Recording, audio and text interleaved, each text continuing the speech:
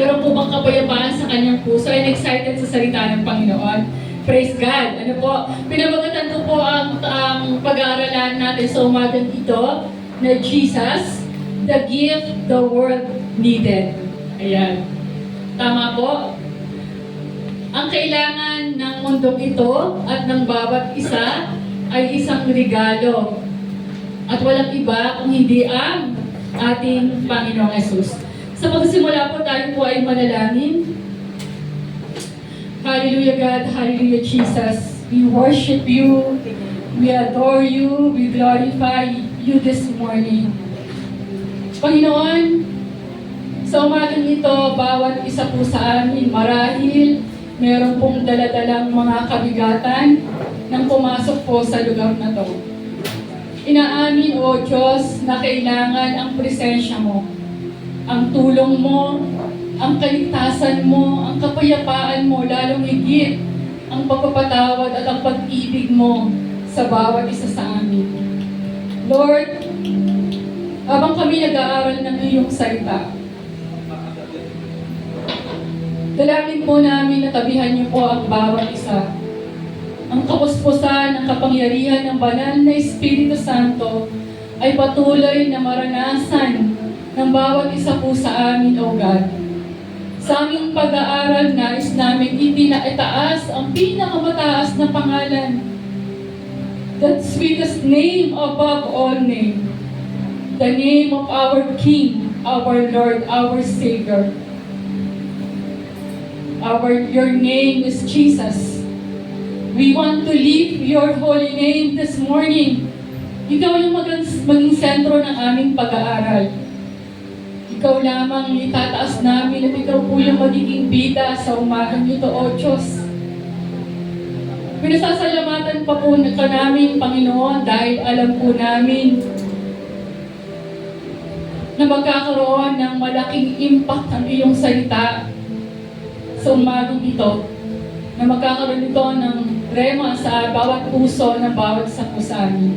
Maraming salamat, samahan niyo po ang iyong lingkod. Lord, apart from you, I can do nothing, O God. Totoong wala akong magagawa kung ako po hiwalay sa iyo. Dalangin ko na lingasan mo po ang aking labi. Puspusin niyo po ako ng kapangyarihan ng banal na Espiritu Santo, that I may deliver your words with power, with clarity, O God. Let thy anointing be upon your servant in this morning, O God. Maraming mga salamat. Ito pa ang panalangin in Jesus' name. Amen and amen. Praise God. Yan. Jesus, the gift the world needed. Yan. Kaya nga, sa ating mga pinag-aralan yung Christ is the answer, si Jesus ang kasagutan sa lahat ng ating mga katanungan sa ating buhay, maging katanungan sa mga nangyayari sa ating paligid, sa ating pamilya, sa trabaho, sa ating mga personal na buhay. Amen po ba? Amen. Ayan. So, hahamuin po natin ang pag-aaral natin sa Book of Luke chapter 2, verse 8 to 20. Yan po yung istorya, announcement ng angels sa mga shepherds, sa mga pastol. In verse 8, and there were shepherds living out in the fields nearby, keeping watch over the flocks at night. Verse 9, an angel of the Lord appeared to them, and the glory of the Lord shone around them. And they were terrified. But the angel said to them, ano pong sabi? Do not be, ano pong sabi? Afraid. Ano pa, nakikita po ba? Do not be afraid. Ayan, huwag niyo po akong tutulugan. Nagsisimula pa lang ako. Do not be afraid. I bring you good news that will cause great joy for all the people. Today, the town of David, a Savior has been born to you. He is the Lord. This will be a sign to you. You will find a baby wrapped in cloths and lying in a manger.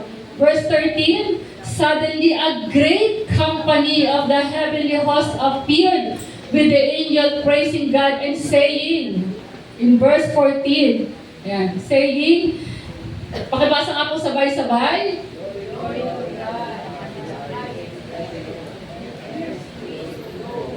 Ayan.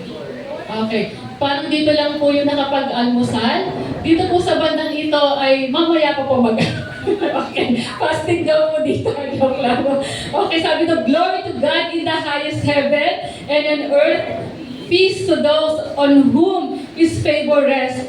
When the angels had left them and gone into heaven, the shepherds said to one another, let's go to Bethlehem and see this thing that has happened, which the Lord has told us about. Verse 16, so they hurried off and found Mary and Joseph, and the baby who was lying in the manger. When they had seen him, they spread the word concerning what had been told them about this child. Verse 18, and all who heard it were amazed at what the shepherds said to them. But Mary treasured up all these things and pondered them in her heart. Verse 20, the shepherds returned, glorifying and praising God for all the things they had heard and seen, which were just as they had been told.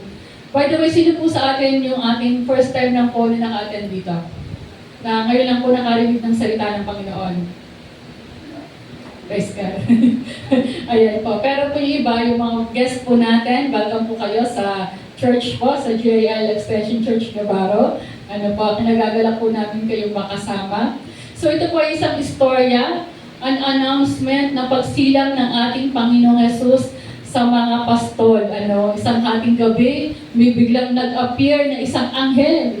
Ikaw ba naman habang naglalakad, tapos may biglang bumulaga na isang anghel nagliliwanag. Ano yung mararamdaman mo? Magugulat. Siyempre, ang angel, sabi nila, it is parang 5 to 7 yung high. Tapos nagniningning. Diba? Siyempre, as human reaction mo, ano to? Diba? So, pero sabi niya, huwag kang matakot. Ako'y merong dalang mabuting balita na magbibigay ng totoong kagalakan, greater joy. Saan daw? Sa lahat ng tao. Sino po yung malungkot po ngayong Pasko? Dahil wala kang trabaho? Minsan ganun na, pag wala kang trabaho, ano ang kabataan, tapos ka ng pag-aaral, pag-graduate ka, wala kang makita, tapos nag-uusap-usap na kami dati ng boss ko, sabi niya, naalala ko nung wala akong trabaho, para nagkaroon ng retrenchment, sakto na December, tapos maririnig mo sa kapitbahay, joy to the world. Ang hirap ng walang pera, yun sabi niya. So, sino po, example ko, baka maaaring iba po, ay merong bit-bit-bit-bit na mga panalangin sa kanilang puso. Pero napakaganda po ng sinabi po ng Panginoon.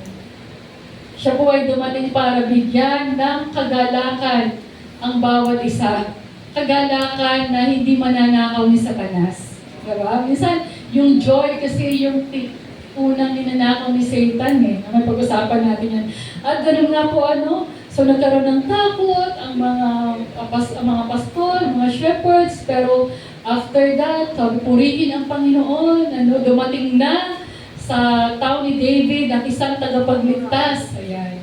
Pagka merong dumating, pag sinabing, you are now cancer-free, ano yung mararamdaman mo?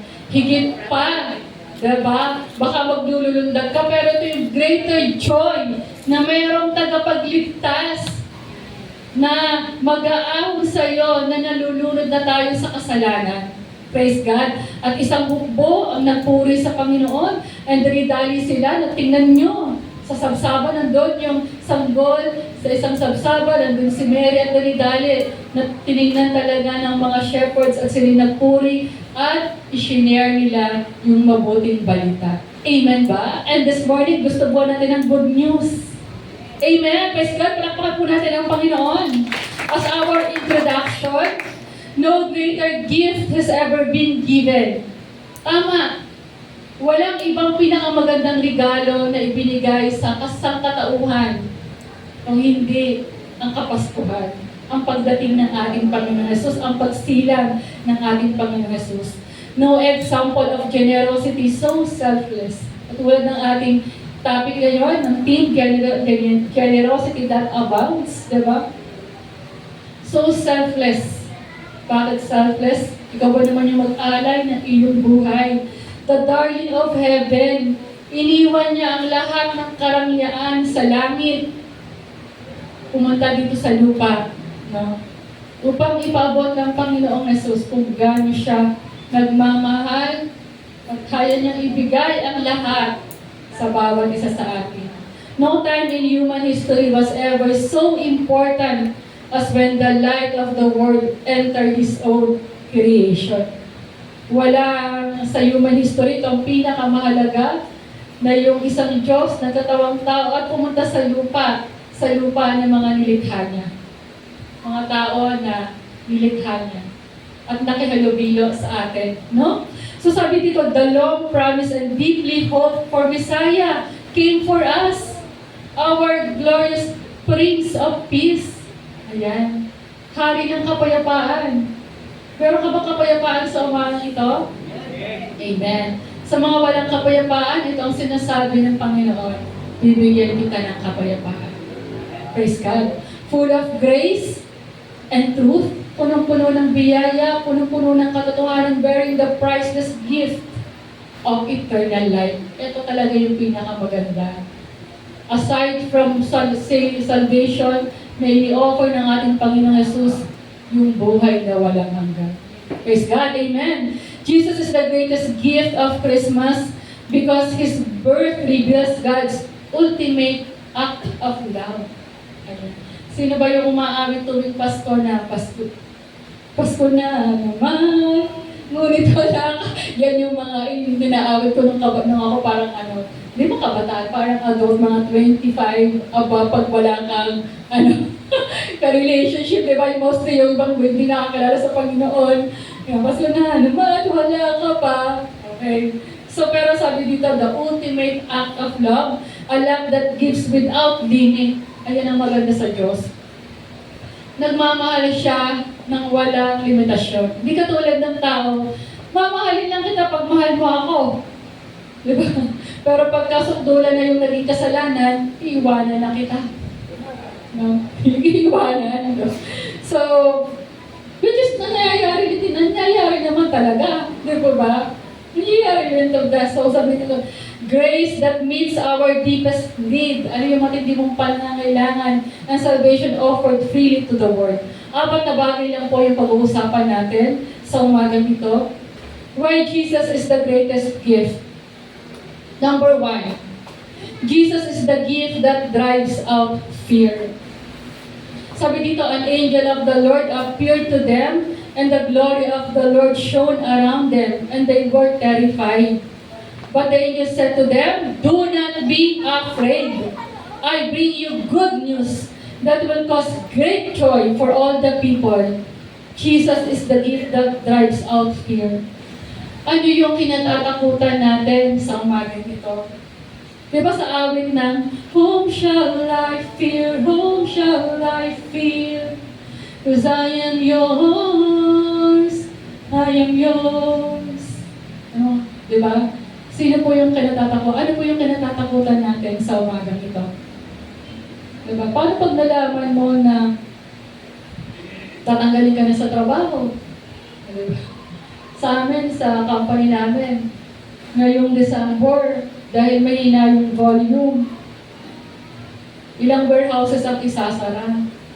Magkakaroon ng, ito-close ang ilang warehouses dito sa Batangas, sa Bicol.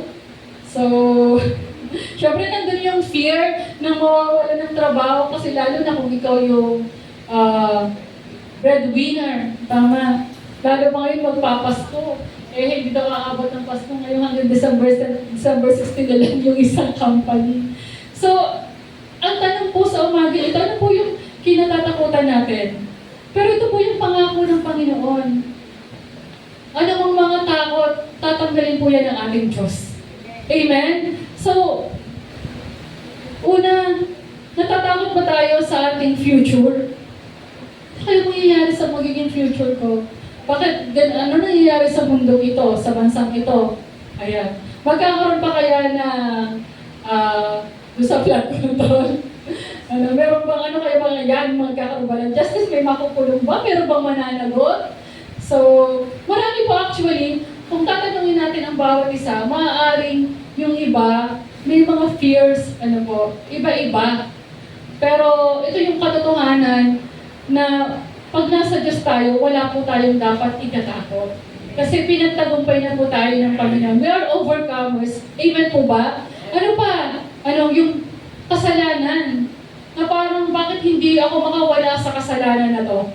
Na bakit hanggang ngayon patuloy pa rin akong nilulubog ng kasalanan na to? Yan ba yung ating mga kinatatakutan? Sabi sa ang Panginoon, ang nagtatanggal, nag-aalis ng lahat ng kasalanan, sabi sa book, ang doon na kakamali, Isaiah, gaano man kadumi ang iyong kasalanan, kayang-kaya kitang paputiin kasing puti ng niyebe. Nanawaan niyo po ba? So, huwag yung maging hadlang upang hindi tayo lumapit sa Diyos na nagpapatawad. Pag sinabi, simba tayo, naku, baka hindi ako tanggapin dyan sa simbahan, di ba? Kasi punong-puno ako ng kasalanan. Di po, bawat isa po sa atin ay makasalanan. Romans 5:8, while we are still sinners, Christ died for us. Ganun na tayo kamahal. Nung tayo makasalanan pa, inibig na tayo ng Panginoon. Kaya pong mga kasalanan na yan, hindi dapat tayo matakot na parang walang tatanggap sa akin pag nalaman ko ano yung ginawa kong kasalanan. Wala nang magtitiwala sa akin pag nalaman nila na itong ginawa ko. Diba? Baka walang sumuporta sa akin. Di po no?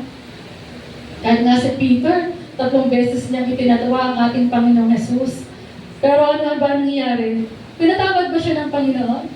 Pinatawad tayo. Bawat isa po sa atin, meron pong istorya sa buhay. And that's why kaya naririto ka dahil nakatanggap ka ng kapatawaran ng ating Panginoon Jesus. Amen po ba? Amen. Ayan, praise God. Sabi dito, fear of the unknown. Yan. Kinatatakutan mo yung mga bagay na hindi mo alam kung ano mangyayari. Diba? Meron ba tayong gano'n na hindi ko alam kung ano mangyayari. Yung takot ka, lagi kang nag-aalala. Lagi kang nag-worry. Sabi dito, worry is a sin. And sabi dito, death. Kung tatanungin tayo, siguro maaaring yung iba talaga may fear pa sa death. Pero sabi ni Paul, ang mamatay ay pakinabang. Ang mabuhay sa mundong ito ay pakinabang, pero ang mamatay, okay din kasi mas maganda kasi kasama niya yung Panginoon. Pero sabihin nga ng iba, huwag muna, Lord, kasi marami pa po akong plano. Pero yung sinasabi dito, yan, Jesus is the gift that drives out fear.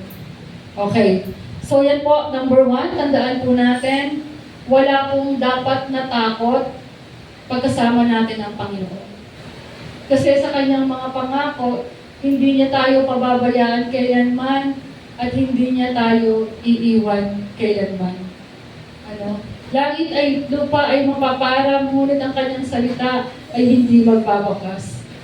Ang Diyos, hindi siya magbabago noon, ngayon, at magpasawalang hanggan. Ang Diyos na nagpagaling ng may mga sakit at karamdaman, bumuhay ng patay, siya pa rin Diyos na ngayon na patuloy na kumikilos. Nagpapagaling pa rin at nagbabago ng buhay ng bawat isa sa atin. Amen po ba? Prakpang natin ang Panginoon, sabi sa Isaiah chapter 41 verse 10, fear not, for I am with you. Be not dismayed, for I am your God. I will strengthen you. I will help you. I will uphold you with my righteous right hand. Ako isa sa'yo, huwag kang matakot.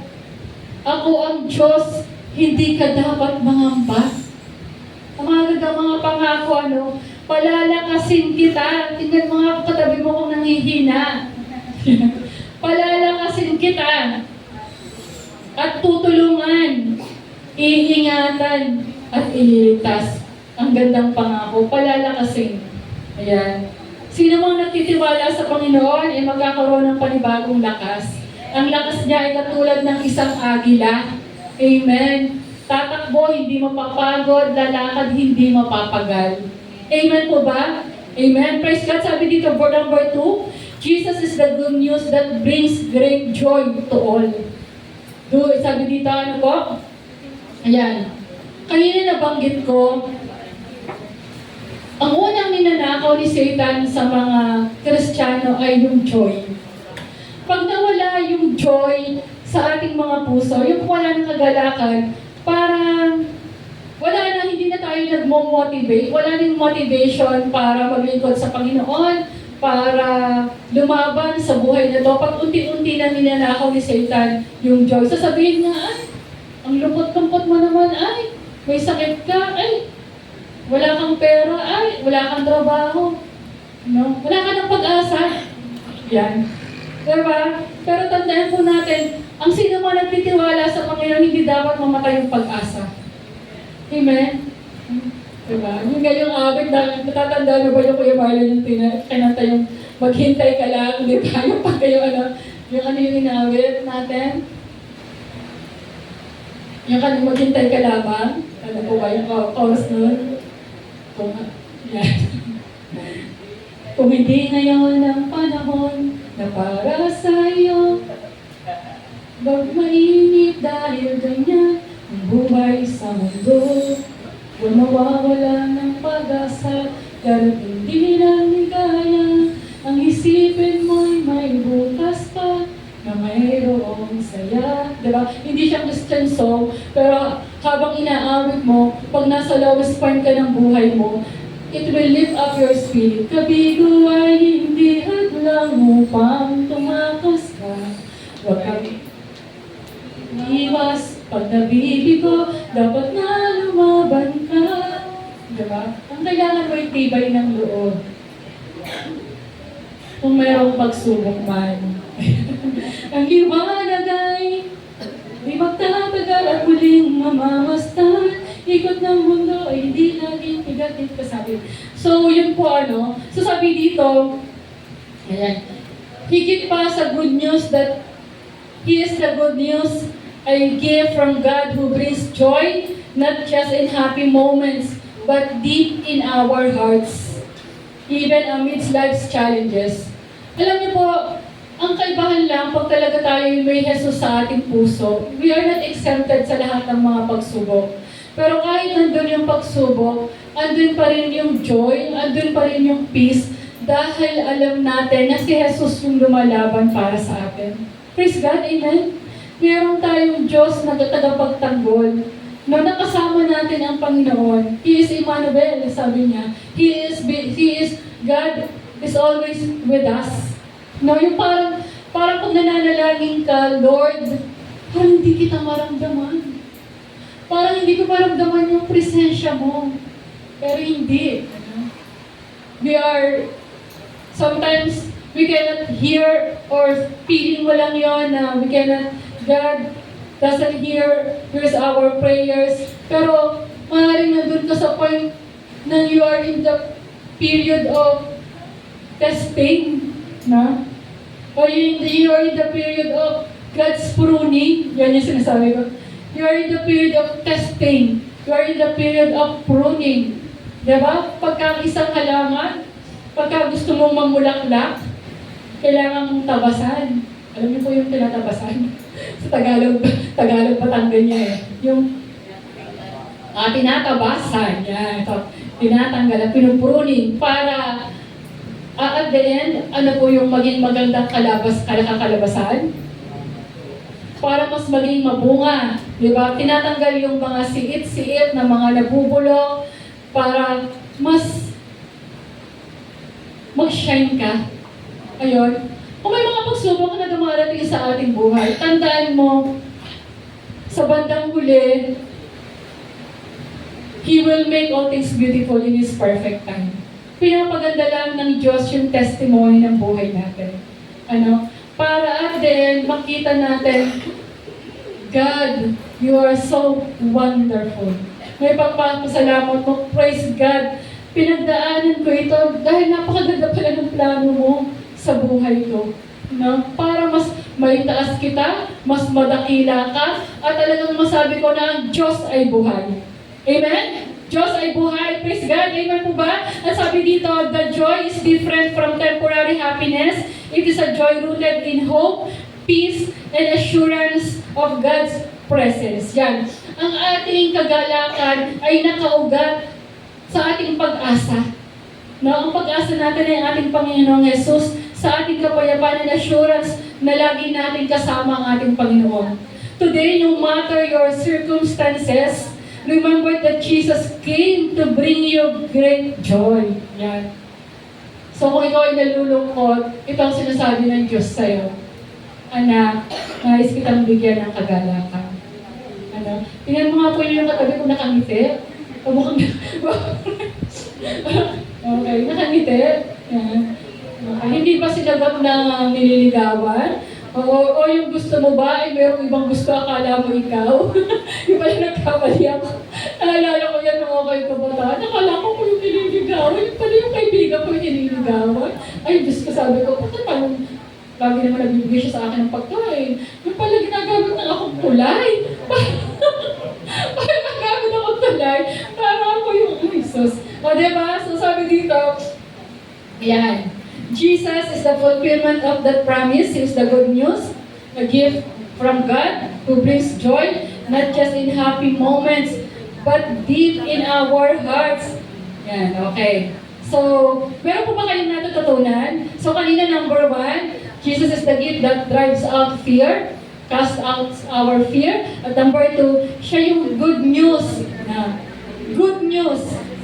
na magbibigay ng kagalakan hindi lang sa akin, hindi lang sa atin. Sinasabi dito sa buong mundo. Ano man yung mga relihiyon o paniniwala mo, matangos man o pango yung ilong mo, morena o man o tisay o tisoy, maliit. Sa lahat ng tao, kagalakan ang ibinibigay ng ating Panginoon. Ganyan tayo kamahal. At sabi din dito, ayan, okay, sa James 1-4, gusto ko lang i-emphasize ito, dear brothers and sisters, when troubles of any kind come your way, consider the opportunity for great joy. For you know that when your faith is tested, your endurance has chance to grow. So let it grow. Sabi ko dito, when your endurance is fully developed, you will be perfect and complete, needing nothing. So sabi dito, pag pala tayo dumaraan ng mga pagsubok, consider it daw pure joy.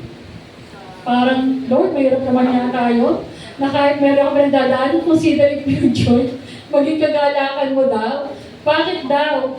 Kasi doon daw tayo tumatatag sa pananampalataya at pananampalataya. Amen po ba? Tingnan niyo po yung difference pagka yung ang buhay natin parang walang masyadong nangyayari. Hindi ganon kataas yung pananampalataya. God allows problems and challenges para mas lalong ma-develop yung ating faith. Gano'n po tayo katagal sa ating pagiging Christian? Diba? Habang tumatagal tayo sa Christian, at habang yung ating mga pagsubok ay mas lalong lumalalim compare nung 2024, mas grabe ngayong 2025, ano yung lesson na itinuturo ng atin? Nakikilala mo kung sino ka. Diba? Nakikilala mo kung hindi pa pala ganun ko kakilala ang Panginoon. Pero the more na tayo ay nakakaranas ng lahat ng mga pagsubok sa buhay, ano po ba yung nare-restore at inaayos ng Diyos while we are experiencing those trials and challenges? Number 1, your relationship sa Panginoon. No? Kasi pag masyadong hayahay ang buhay, pero maganda yung hayahay, pero hindi na tayo exempted sa lahat ng mga problema, i-restore ng Diyos yung ating relationship. Ipinakikilala niya kung sino siya. No? Na yung ating pananampalataya, ito ba hindi matitibag? Ito ba'y katulad ng isang bahay na nagtayo sa batuhan na kahit bumagyo, hindi mabubuwan? O katulad ng isang bahay lang na itinayo sa buhanginan na pag bumagyo, mapapayit, matatanggal? Maaano? You will evaluate kung saan nakatayo yung ating pananampalataya. Nakaugat pa talaga ito sa malalim na lupa o mababaw. Kaya, yung mga testing na yan, doon mo marirealize kung ano yung stand natin sa ating Panginoon. Amen po ba? Anong verse sabi dito? Okay, gusto ko lang ding daanan. Why did the angels announce the birth of Jesus to the shepherds first? To show God's love for everyone. Alam niyo po, ito po yung first announcement. Pero ipinahayag niya ito sa mga pastol. Sino po yung mga shepherds? Shepherds were humble men. Ayan. They were looked down upon many people. But Jesus Christ came for all people, rich and poor, male and female, uneducated and educated. By announcing Jesus' birth to the shepherds, God demonstrating His love for every one of us, no matter we are. Pansinin niyo po, bakit yung first announcement na yon, na isinilang na? So, alam niyo po ito yung more than 2,000 years ago na propesiya na isisilang ang isang sanggol na tagapagligtas. And this is it. Ito na yung this is the day that the Lord has come. Nandun na yung excitement ng mga angels. Hindi na sila nagpatumpik-tumpik pa, nag-delay pa ng ilang araw para i-announce. Ito na. Bakit pinili niya yung mga pastol? Mga pastol na nakita ng Panginoon na may pusong mapagkumbaba. Mga pastol na ang tingin ng salipunan ay maliit lang, hindi pinapansin, outcast, parang maliit na common people. So sabi dito, being a shepherd is not an easy thing. Shepherds have to protect the flock from dangerous predators such as wolves, lions, and bears. So hindi madali yung kanilang trabaho. Kailangan nilang protektahan ang mga tupa sa mga dangers. Yan. Diba si Jesus, He is the great shepherd. Diba? So sabi yung dito, shepherds have to make sure that one sheep gets lost because when they do, they will be in danger. Sino po ang nakapag-alaga ng mga nakaranas sa mga probinsya na mag-alaga ng mga baka, ng mga kambing? Meron po ba sa inyo? Meron po ba? Ayan. Meron, Di ba pagka nawalan ka, sa amin, merong announcement. Mag-a-announce yung aming kapitan. Naku, doon sa Magmoo family, kay Tatay Aurelio, nawawala po yung baka. Ganun po sa probinsya malakas po yung speaker kaya abot sa buong probinsya. Pwede po ba, patulong naman po, pakihanap po yung nawawalang baka. The same thing dito din sa shepherd, itong mga pastol na to. Hindi nila hahayaan na may mawala, may isa. Hindi nila hahayaan na may mamatay. Diba? Ganun nila minamahal yung trabaho. Pero yung trabaho na yon na hindi pinapansin ng lipunan. Yung trabaho na yon na maliit lang yung tingin ng lipunan sa kanila. Diba? Ano po yung feeling mo sa pamilya mo, maliit lang yung tingin ng magulang mo. At lagi yung pinapaboran, yung mas mayaman, yung mas matalino, di ba? Pangapat kayo magkakapatid, ito naman yung lagi pinapaboran Pero alam niyo po, ito pong nakita ko, habang inaaral ko, ito ay pagpapatunay kung bakit sa mga pastol, unang ina-announce yung pagsilang ng Panginoon na sinasabi na kaya niyang abutin ang lahat ng tao. Kahit ikaw yung pinakamahirap at walang sinabi sa lipunan. Naunawaan niyo po, ganan niyo po kamahal ng ating Diyos. Amen? So sabi dito, dahil si Jesus, nung may mawala, di ba, sa 99 na inaalagaan niya, di ba hinahanap niya din yung isa? At bawat isa po sa atin, hinahanap po ng Diyos. No, ayaw niya na may mawala. Nais niya, kaya niyang iwanan ang yung 99, para hanapin lang yung isa na nawawala. Ganyan ka-precious yung kaluluwa sa Diyos. Bakit mahalaga ang isang kaluluwa? Diba?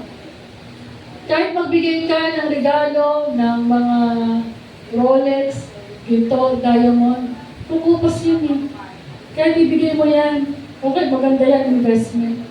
Pero pag yung regalo na si Jesus yung ibinigay mo, especially ngayong Kapaskuhan, it will not fade. Hindi siya pupupas. Pang walang hanggan yun.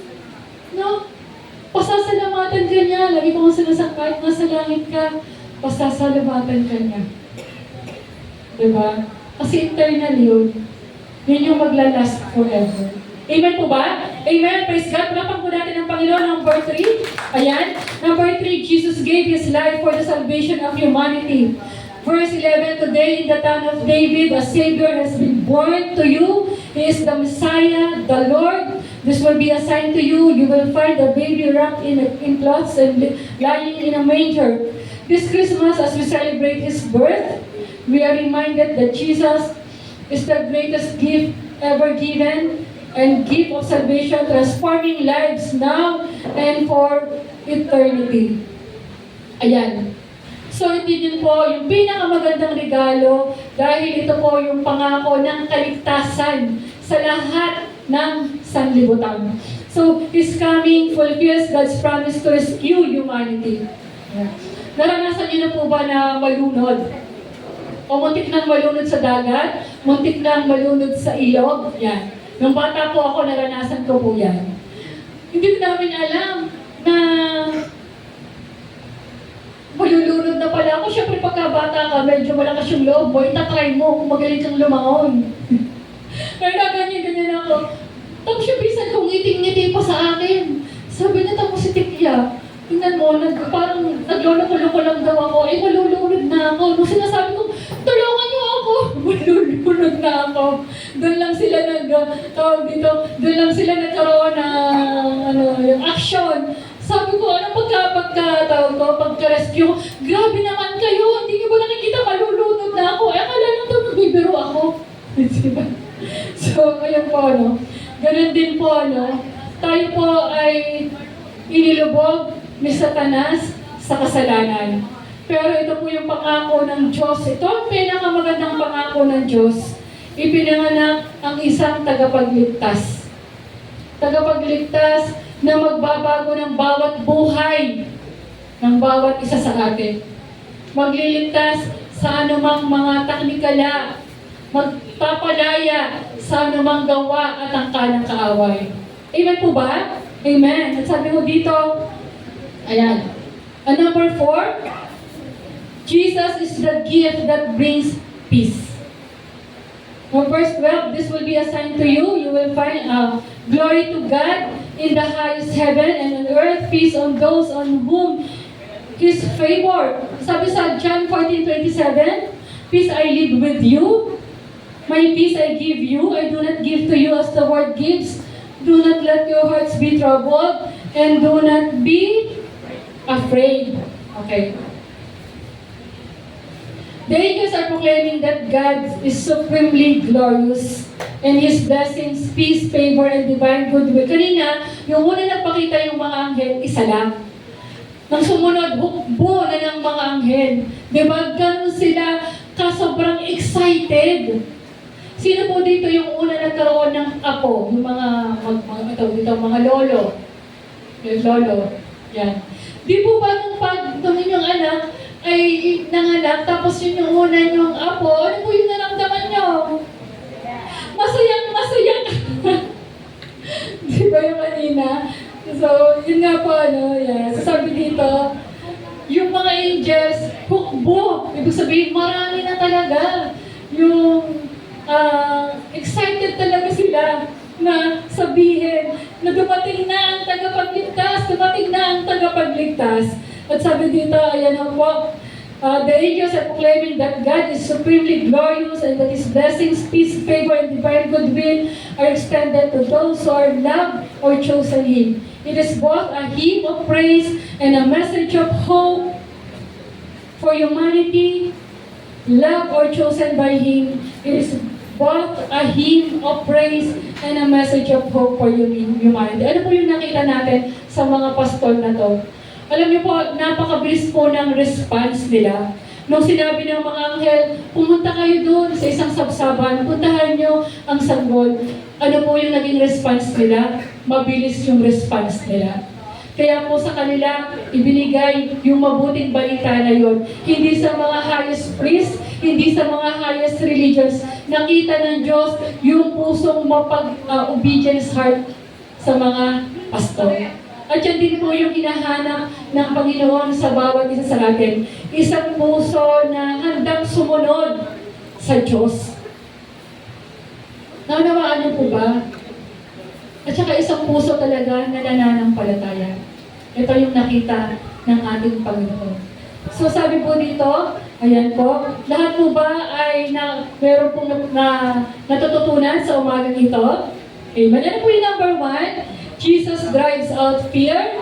Sabi dito, Jesus brings joy. At sabi po sa number 3, Jesus gave His life for the salvation of humanity. At sabi po dito sa ating conclusion, ayan, talaga pong binilisan ko kasi marami pong mga gagawin na yun. Sabi po dito, as our conclusion, pursue the gift that lasts forever. Aspire. Let us pursue. Adhikain natin. I-desire natin yung gift na yon. Kaya nga kung wala pa po ang sa pamilya nyo na ikaw lang yung nakakakilala, baka tinamad ka ng panalangin.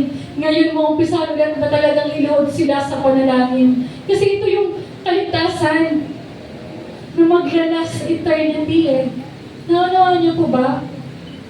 The one that transforms hearts and lives. So yun po. Share Jesus this Christmas and let others experience the ultimate gift. Amen po ba? Palakpakan po natin ang ating Panginoon sa umagang ito. Ayan. Tayo po ay manalangin. Tayo po ay tumayo sa umagang ito. Yung isang malakas na palakpak sa ating Diyos. Hallelujah! Awitin po natin yung inawit kanina na yung pag-asa. Yan. Sa buhay pong ito, sa ating pong napag-aralan, ang Diyos po yung ating pag-asa. Ano po? Wala tayong ibang kukuhanan ng kagalakan, ng kalakasan, ng kasagutan sa lahat po ng ating mga panalangin kung hindi ang ating Panginoon Jesus. And as we sing this song, ito po ay maging panalangin natin na puspos ng pag-asa ang bawat isa po sa atin. Amen.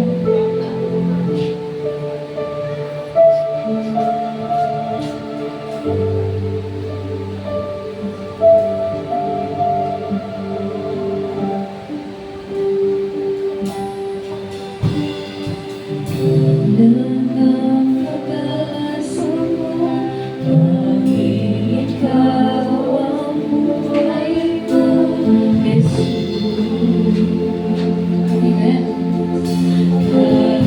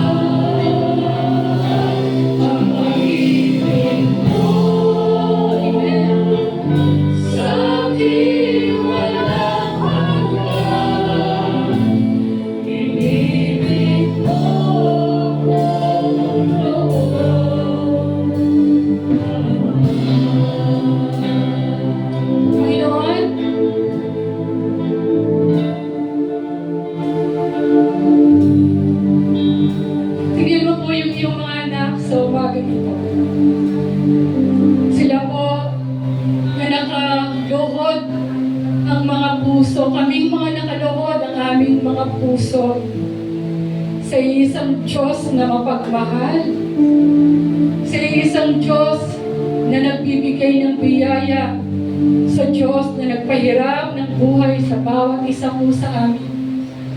Naririto kami, Panginoong Yesus, nagpapasalamat sa dakilang bagay, sa katapatan niyo po sa bawat isa po sa amin. Salamat po ng walang hanggan. Dahil di minsan, Panginoon, habang kami lumalapit sa iyo, lagi ka pong nandyan upang dinggin ang lahat ng aming mga panalangin, Panginoon. Nandyan yung tulong mo, yung saklolo mo, sa sino man po sa aming kalagitnaan na nabibigatan, Panginoon. Meron kang pangako na lumapit kami sa iyo. Sino mang napapagod, napapagal sa umagang ito, bibigyan niyo po ng kapahingahan. Kapahingahan at kapayapaan na hindi kayang ibigay ng mundong ito, O Diyos. We need the power of the Holy Spirit this morning. Patuloy kang mangusap, tabihan niyo po ang iyong mga anak. Lord, kung sino man po sa aming kalagitnaan na kailangan ng himala, ng kagalingan, na spiritual at pisikal, Panginoon. You are our great physician, O God. You are our great healer. You are our great provider. There is nothing impossible with you. Lagi naming tatandaan, all things are possible with you, God.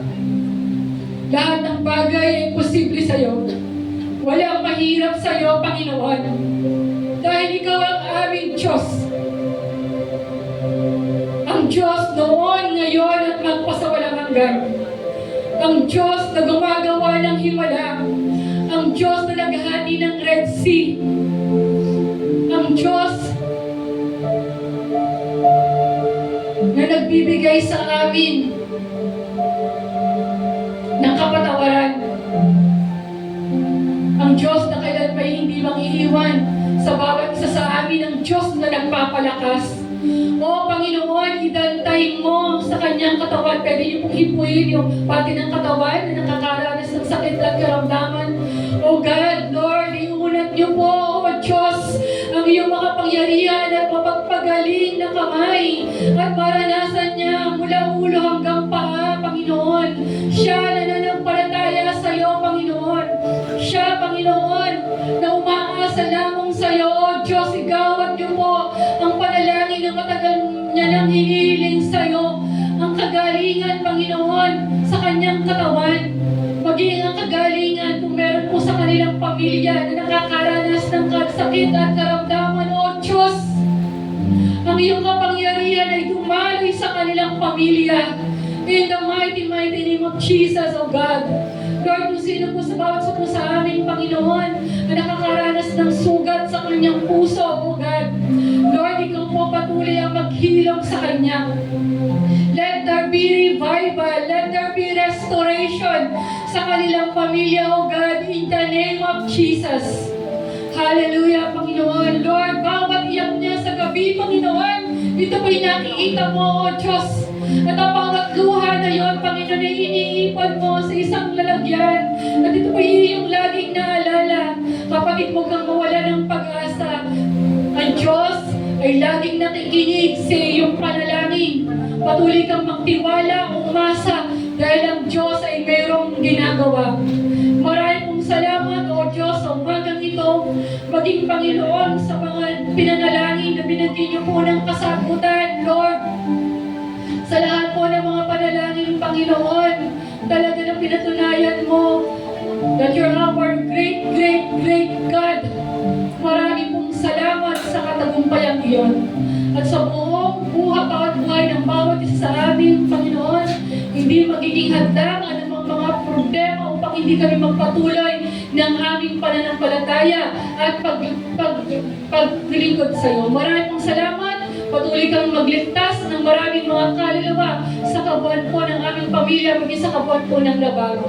Maraming pong salamat, O Diyos. Ito po ang panalangin in Jesus' name. Amen and amen. Praise